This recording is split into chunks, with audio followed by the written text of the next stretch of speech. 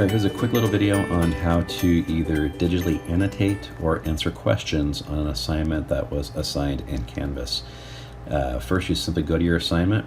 When you look down on the description here, you should see links. If there's not links there, this won't work. If there are links there, well, this will work then. So for example, we have the Story of Money worksheet. If I click on there, up on the top right hand of the page, we're going to see what looks like a highlighter. Simply click the highlighter, and now I'm able to annotate this document any way I want.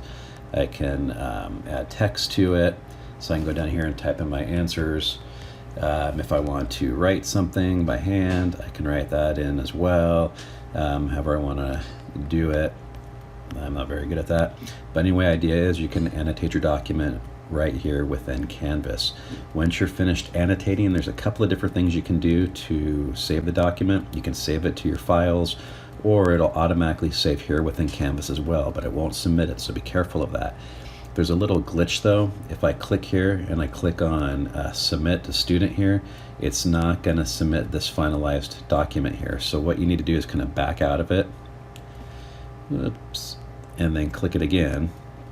And now your stuff will be in there. Now you click up here to the share, click student, and then it's going to automatically populate everything in. Just click submit, and now it will submit your assignment for you. If we go back again, because it takes a couple seconds for things to update, it's not going to show us updated yet.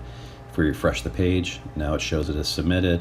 If we click submission and rubric, then now we can see our final document. It's turned in, ready to go, and you've done it digitally.